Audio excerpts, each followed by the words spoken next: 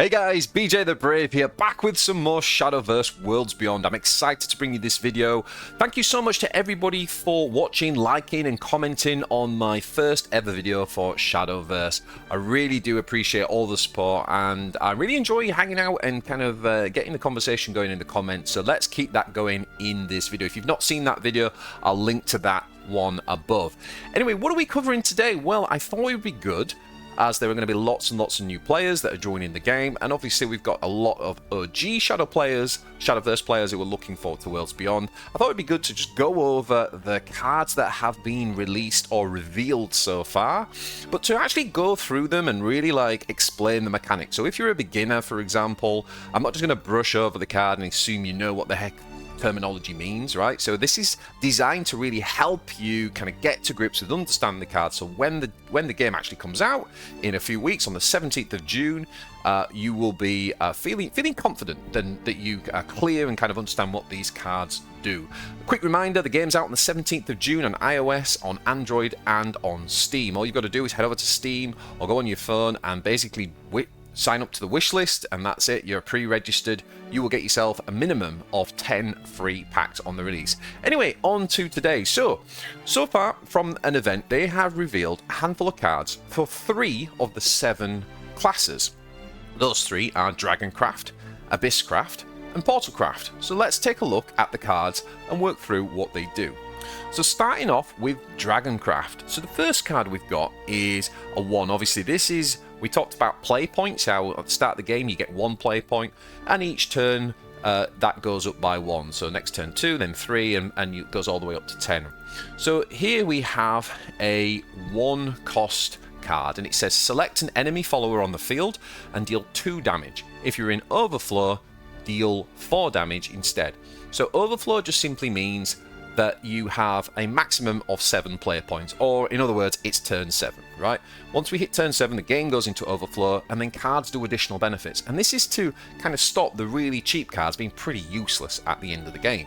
So pretty cool, hard removal, 2 damage, or 4 damage if it's late game. Next up, we have got Leah Bellringer Angel. Now, you'll notice down here that she's got sort of like a grey diamond, and I believe that this means that it's a neutral card, because when we look at the other factions, you'll see that Leah is in there as well for Portcraft, and she's in there for Abyscraft as well. So I believe that the grey indicates that this is a neutral card, so any faction can use Leah. Now, what does she do?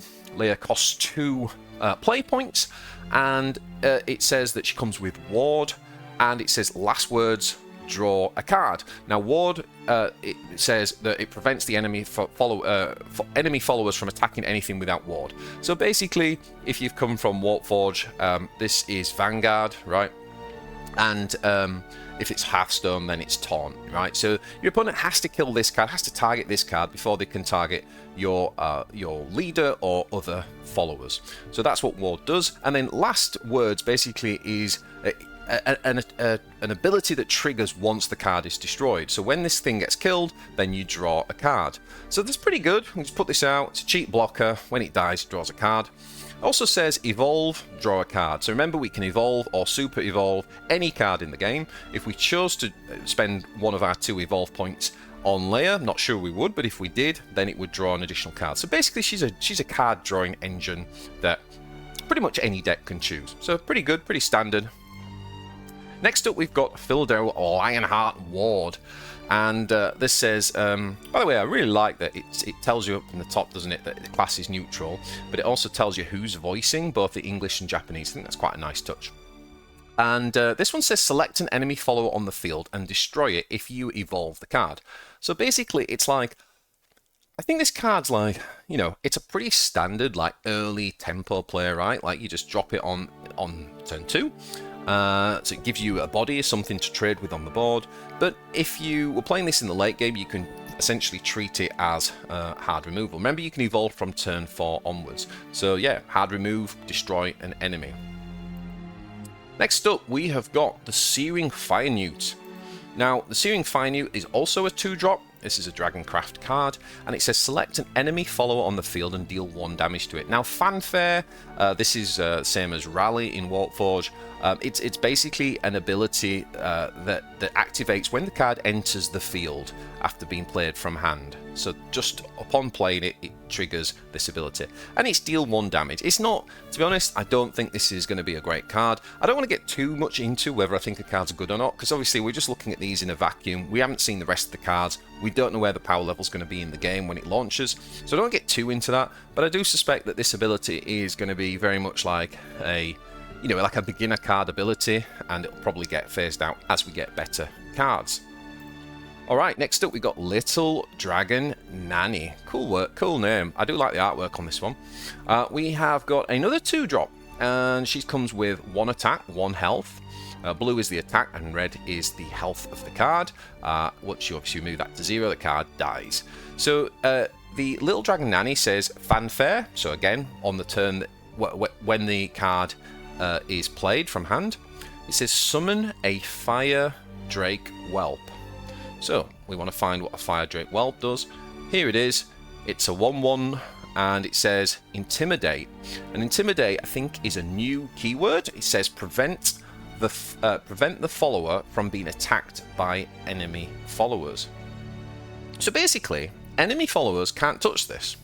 It's just going to stay on the board. That's actually pretty cool. Obviously, your opponent can use spells to get rid of it, but it can't just attack it with enemy units. It's kind of cool. It kind of reminds me of things like the flying mechanic in Magic, where grounded troops can't attack them. Kind of similar. It's probably going to have a similar kind of actual effect or impact, if you like, in game. And it's definitely going to have to force you to think about using spells for removal, right? So what are we getting? We're still getting 2/2 worth of stats for 2, but over 2 bodies, and 1 of them can't be attacked by cards. It's pretty good. And if you evolve, it says replicate the effects of this card's Fanfare ability. So you would essentially summon 2 of these if you evolve the Little Dragon Nanny. And don't forget, if you evolve the Little Dragon Nanny, she'd get the +2/2, and she'd get Rush, so she'd be able to attack as a 3/3, basically. Okay. I'll try not to re-explain the evolve mechanic on every single card, guys, but it's just a quick recap. And of course, go back and watch my original video if you want more of a breakdown. Now, next up, we've got Dragon Sign. Now, guys, I'm not like massively familiar with all the OG cards, but I definitely remember this one. This used to cost 2 energy in OG. Sorry, Hangover from Warpforge, 2 play points in OG, and it's now gone up to 3. What this says is gain 1 max play point. And then if you have 10, draw a card. Now, this is one of the key ramp cards, guys. In other words, we play this on 3, and then next turn, instead of it being turn 4, we'll actually have 5 player points, right?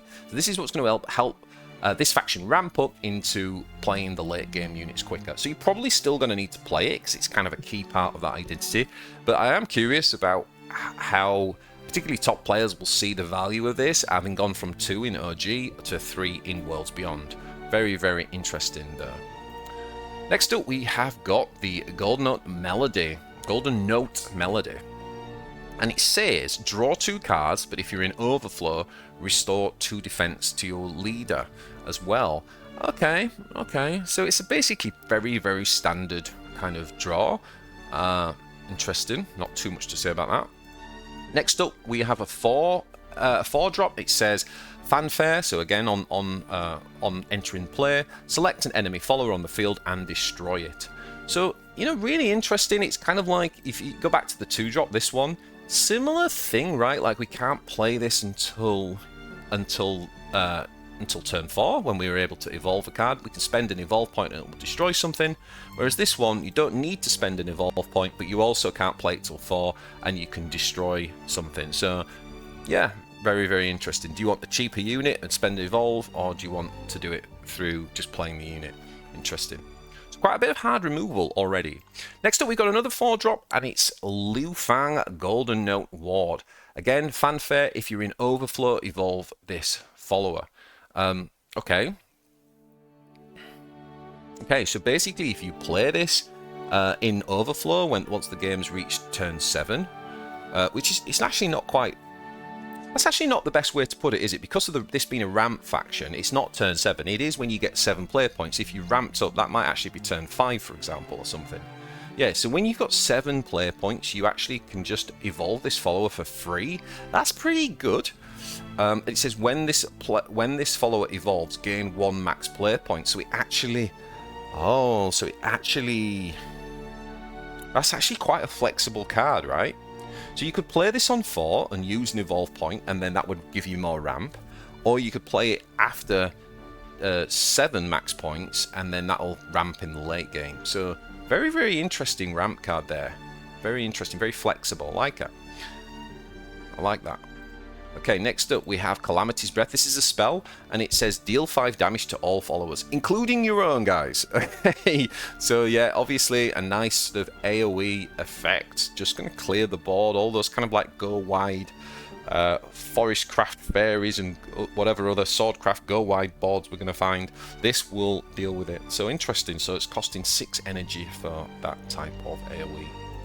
Next up we have got another neutral card, guys. This is Olivia, Heroic Dark Angel. So again, any faction can play Olivia. She's a 7 play points to play her. She's got a 4/4 stat line. It says draw 2 cards on Fanfare, and then restore 2 defense to your leader and recover 2 play points. So technically she only costs 5, right? Because you're going to get the 2 player points back. So that's kind of interesting. And then it says Super Evolve. Select another unevolved allied follower on the field and Super Evolve it.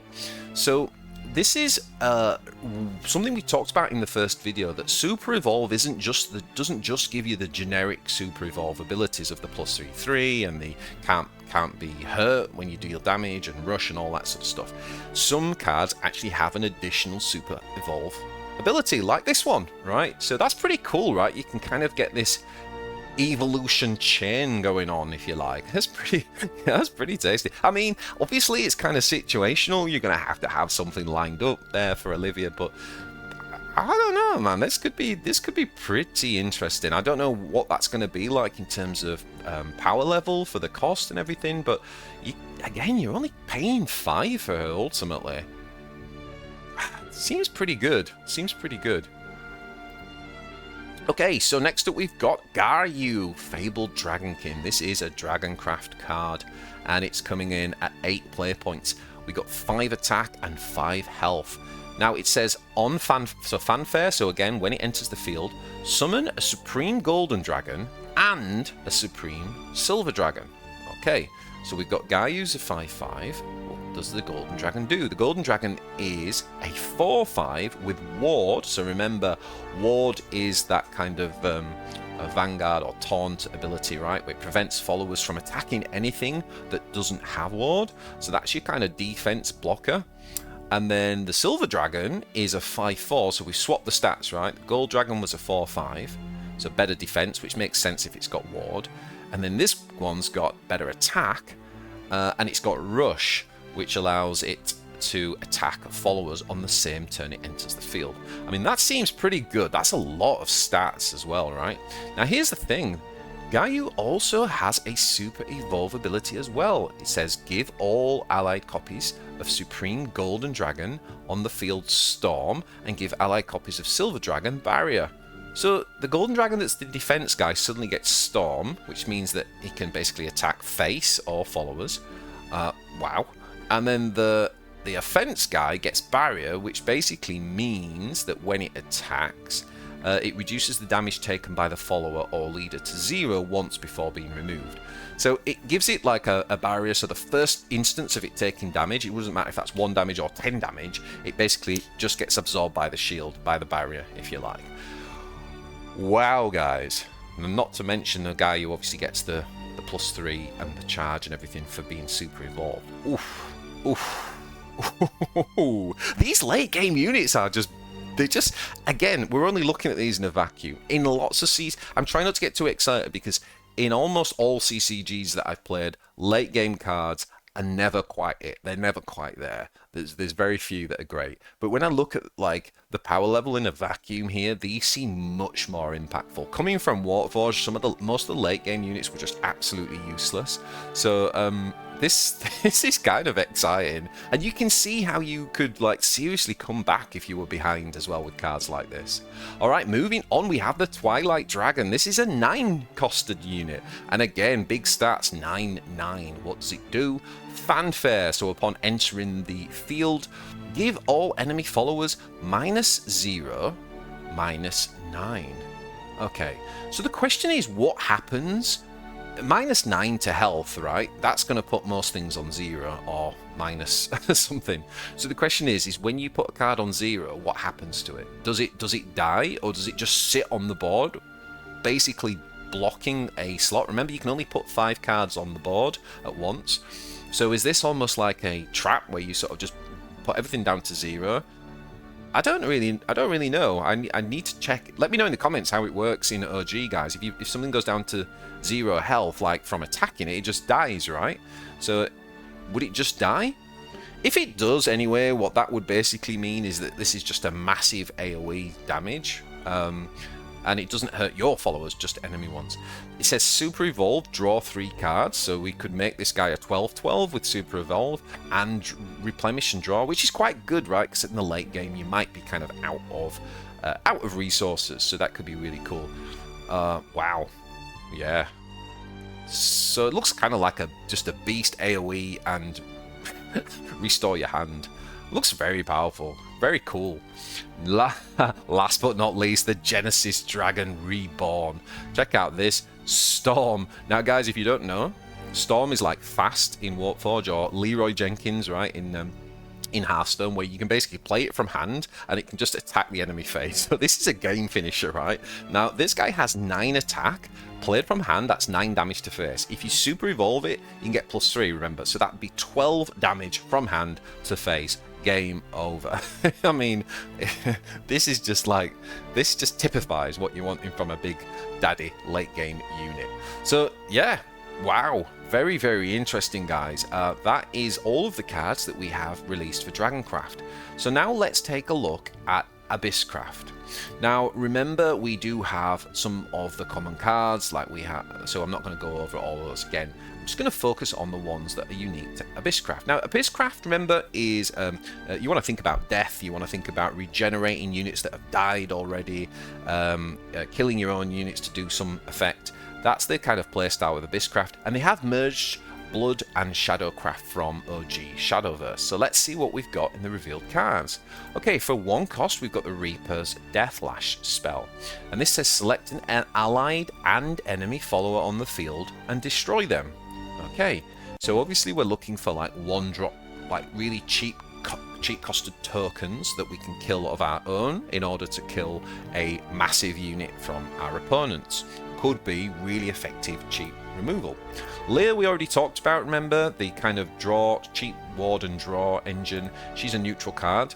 And we also talked about Philidou as well, who's also a neutral card.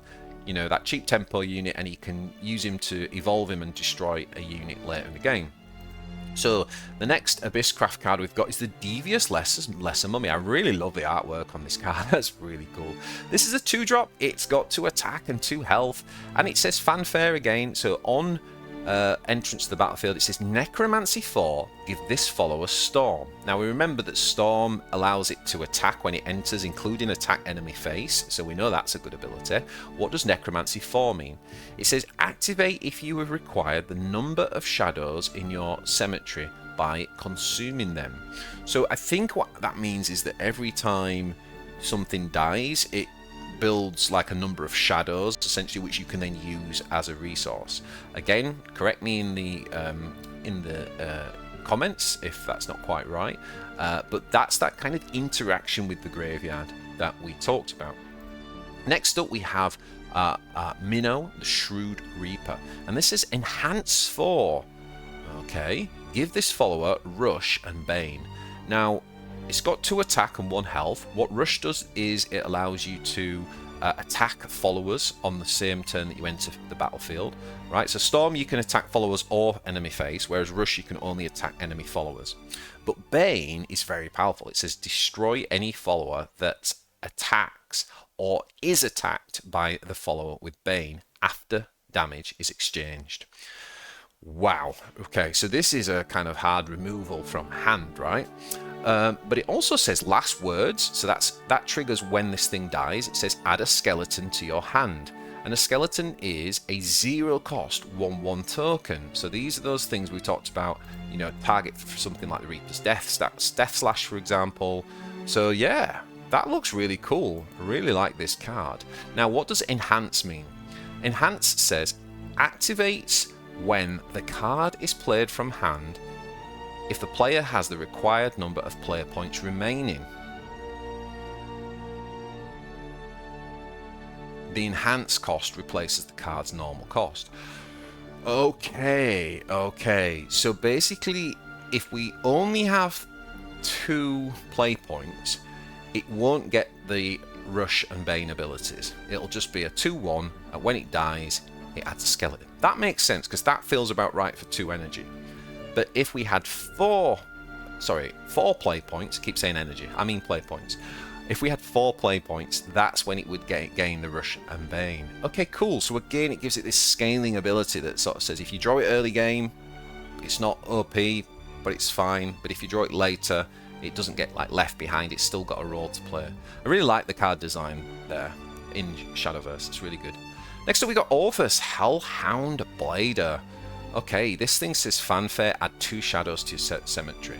So remember what we just said about using shadows as a resource. So we've got things here that you're not just waiting for things to die. You can actually just add them through abilities like this. That's pretty cool. Early game, get some shadows in your graveyard, and then you can use them later. And this says ward. So remember, this thing is a defense card. They have to attack this before they can attack anything else. And then it says evolve necromancy 4. So if you've got the 4 shadows in your cemetery, it then says do this 2 times, deal 2 damage to a random enemy follower. Okay, so you'll do 4 damage total, two lots of 2 damage. Wow. Again, I just love the multiple uses of cards, right? Do I want to evolve it? Am I using it early game or late game? Really interesting. It just makes each card like so much more flexible in how you can apply it and how it can be used. Okay, moving up to the 3-cost units. Little Miss Bonemancer. I love the name.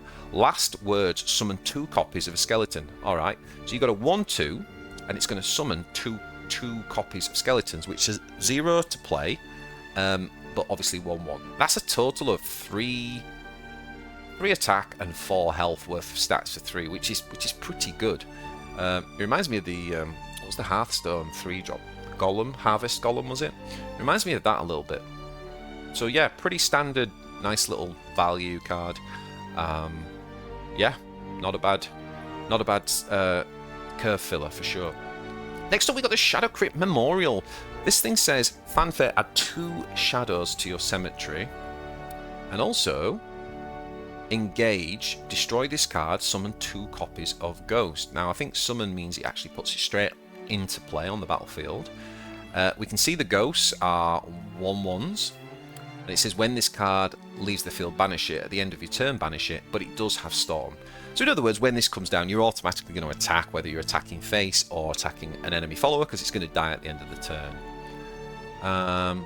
So building up your shadows and giving you some tempo on the board as well. Okay, next up we've got Ceres, Blue Rose Maiden. Absolutely love the artwork on this card. Just zoom your eyes into this, guys. Get into the detail. Get into that backdrop. Don't you just want to walk around that town? Very, very cool. So this thing has got 1 attack, okay, and 4 health, but it has got Bane. Remember, Bane just destroys any follower that you attack, so you only need 1 attack, basically.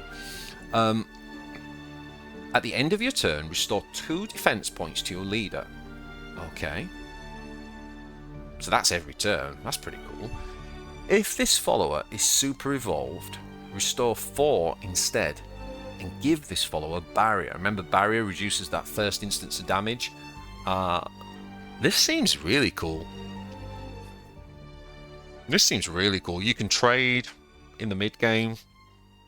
You can trade board with anything, right? Because of your one attack. And if they don't get rid of this, you just keep healing yourself. Very nice.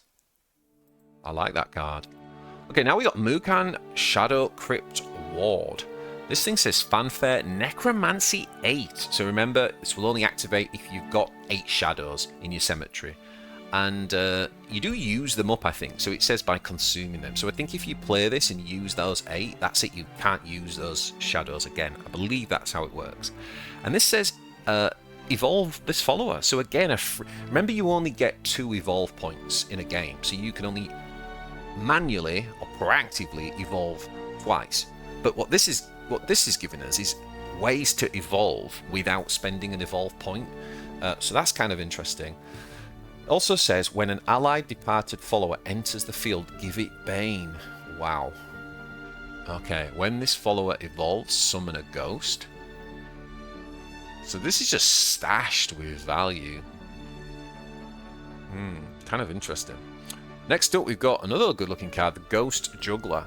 This is costing 6 player points. It's a 5/5, and it says Fanfare Reanimate 4. So Reanimate is summons a copy of an allied follower with the highest base cost destroyed at that match and gives it the departed trait. The cost of the follower must be equal to or less than the specified number, which in this case is 4.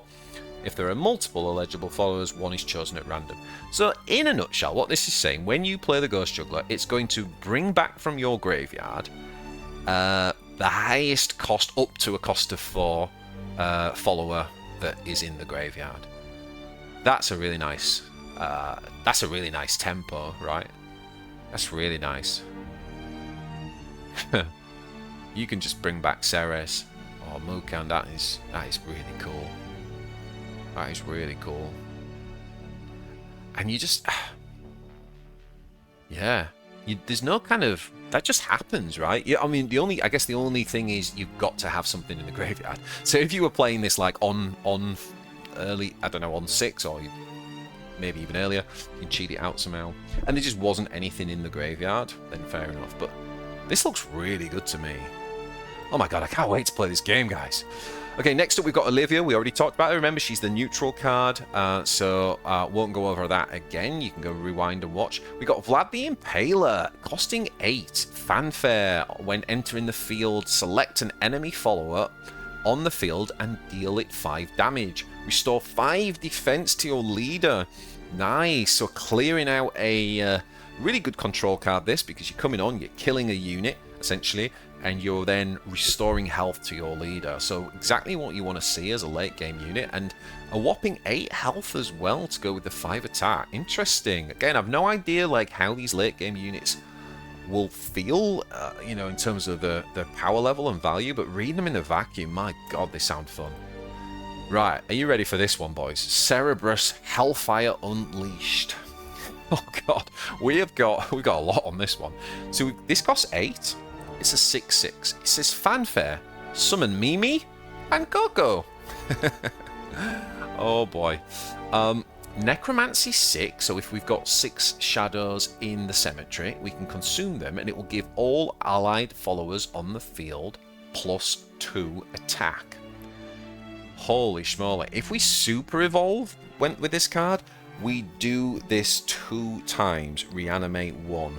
So we would reanimate 1 cost units. Ah, okay. So let's take a look at Mimi and Coco, because I believe they are 1 cost units.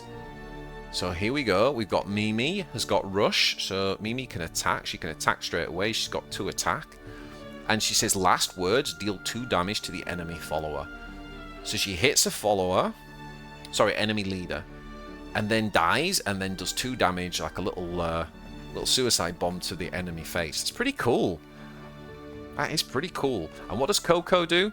Coco says rush again, Last words, restore 2 defense to your... Okay, 1 does damage to the enemy leader, 1 restores 2 to your leader. Nice, nice. So then, if we bring them on and they die, because we charge them from the rush and then they die, if we super evolve, they reanimate with Cerberus, then we reanimate 1, do this 2 times, so we could bring both Coco and Mimi back and they can attack again. Oh man, that is really cool. That is really cool. It is expensive though. It is expensive, so I don't know. I'm not sure which one I think is going to be better in those 2. Let me know what you think in the comments. They've got slightly different roles, but very cool. Overall, from the cards that have been revealed there in Abyscraft, I think this kind of really interesting, right? Like the mechanics seem really fun, and there seems to be quite a lot you can be doing. Okay, last but not least, let's look at Portalcraft. So we've already talked about Leia. There are no 1-drops in this. We've also talked about Philidou as well. So we've got the Puppet Lancer. I like the artwork on this. This is a 2 play point card. It's got 2 attack. It's got 1 health. It says fanfare. When enters the field, add an enhanced puppet to your hand. What is an enhanced puppet? Well, it's a 1-cost unit that is 3/3 in stats, which is obviously very good for 1. It's also got rush, which is insane, but it does say at the end of your opponent's turn, not yours, destroy this card. So basically, when you play this, you get 1 chance. You get 1 chance to attack with it, and that's kind of it. But it is very powerful for 1 cost, right? 1 player point, 3/3. Cool artwork as well. Yeah, that's nice. So it's going to cost 3 in total, right? 2 for the Puppet Lancer, and 1 then to play the enhanced puppet. But the stats that you get in there, that's really nice. That's really good tempo that you're getting from that. I like it. I like it a lot. All right. Next up, we've got the Love Struck Puppeteer. Nice. And this says add a puppet to your hand. So the other one was an enhanced puppet. So now we get to see what a normal puppet Muppet does. And a Muppet Puppet is 0 cost to play. That's important. But it's only a 1/1. But it does say rush. Again, at the end of the opponent's turn, destroy the card. So basically, puppets are kind of temporary units. Or ephemeral if you've come from Warforge. And essentially, because they've got rush, you can do something. You can attack the turn that they come on. So this guy basically adds 1 to hand. And it says evolve, replicate the effects. So basically, you could get 2 if you evolve. I'm not sure you really want to evolve this card, to be honest, but if you needed to spend your evolve point on it, you get a little bonus there. So next up, we've got the Puppet Theatre. It says, for 2 play points, add a puppet to your hand. This is countdown 2. At the end of your turn, add a puppet to your hand. So this is a puppet generating machine. You're going to get 3 puppets, I believe, in total. But slowly, like it says at the end of your turn, right? So you can get 1 puppet, and then the next turn you're going to get another 1. But that's good value, right? Giving you 3 puppets, which you can then play out for 0. It's a total of 3/3 in stats, but of course they also get rush as well. So again, no idea if that's going to be good, but it's interesting playing on the puppet theme and mechanic. Next up, we've got a 3-cost Seraphic Tidings. Draw 2 cards. Okay, so we actually did talk about this, didn't we? Because it's a neutral card. So let's go on to the Medical Grade Assassin. Like the artwork on this. This is a 3-drop, and it is 2/2 in stats, so a little bit under, but it's a fanfare. Add an enhanced puppet to your hand. So remember, that is the souped-up version with the rush, the 3/3. And it says, once on each of your turns, when an allied puppetry follower enters the field, give it Bane. Wow. Okay, only once though on each of your turns. But what that means, guys, is that the Puppet Theatre, which is putting the 0 cost 1/1 rushes in, you bag these in your hand. At the end of your opponent's turn, destroy this card. Does that mean... I don't think that means if it's in your hand. I think that means if it's on the board. So you can save your puppets, and then when the Medical Grade Assassin's played, you can bring that puppet on for 0 cost with its 1/1 rush ability, and suddenly it's got Bane, so it will instant kill even the biggest, baddest of units. Wow, that is such a powerful combo. Holy schmoly. Alright, next up we got the Puppet Shield. Summon 2 copies of Enhanced Puppet. So just 3 cost spell, you get 2 3/3s charging out. Yeah. Seems good, man. Nice come from behind kind of card that as well. Before, we can play Divine Thunder, which is destroy a random enemy follower with the highest attack. So it's random, but then not random, because you obviously know what the highest attack is. And then deal 1 damage to all other enemy followers. Nice! So it's like hard removal and a bit of AoE. Kind of like that. Don't know how good it'll be. Then we've got the Mech Cavalier. This thing has ward, so remember that's the defense thing where enemy followers have to attack this first. And it says evolve. Summon a Mecha Cavalier. Okay, so basically summon a copy of itself if you evolve. Yeah, that's a lot of stats. That's like 8/8 of ward across 2 bodies. That seems like a really good target for one of your evolve points in the mid-game, right? Holy schmoly. I can't tell which of these factions feels the best. They all seem really good. And it's a Super Evolve, summon 2 instead. Remember, we can Super Evolve from turn 7, right? Huh.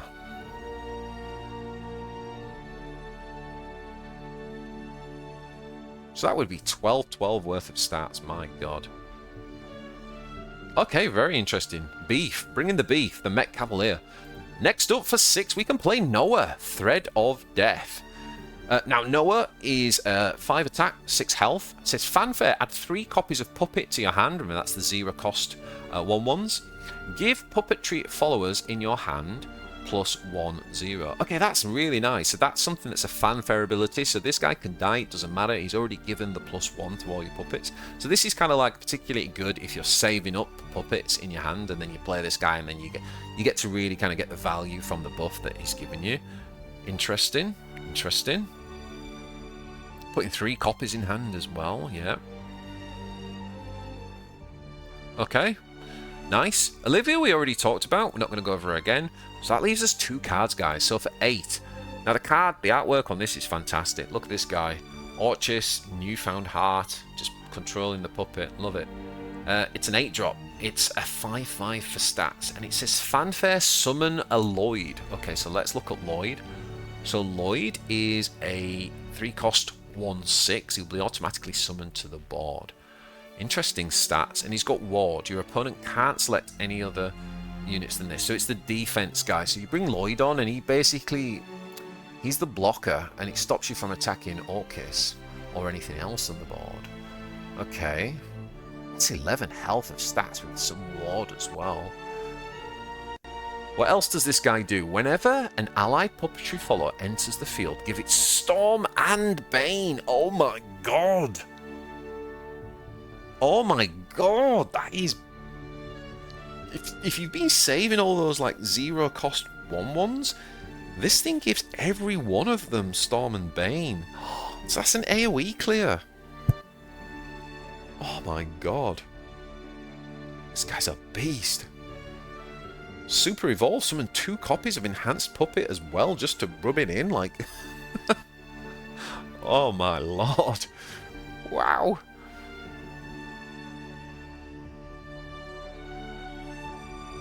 So flexible, this card, because you can even do things like, say your health's really low, you can even Super Evolve Lloyd, just forgo the puppets, just to put this guy up to like 9 health with the ward. So there's lots of flexibility in this card. I really like this. Yeah, that's pretty cool. That's pretty cool. There's some sick combos going to be done with this guy. And last up for 10, wow, 10 play points. Liam, the Crazed Creator. 8/8 for stats, guys. Fanfare. When entering the field, summon 3 copies of Enhanced Puppet. Now remember, these things normally cost 1, and this is saying summon them. So you just don't have to pay the 1, you just put 3 of them straight into play. Obviously they've all got a rush, that's what they come with. At 3/3. It says give all puppetry followers on the field ward. Okay.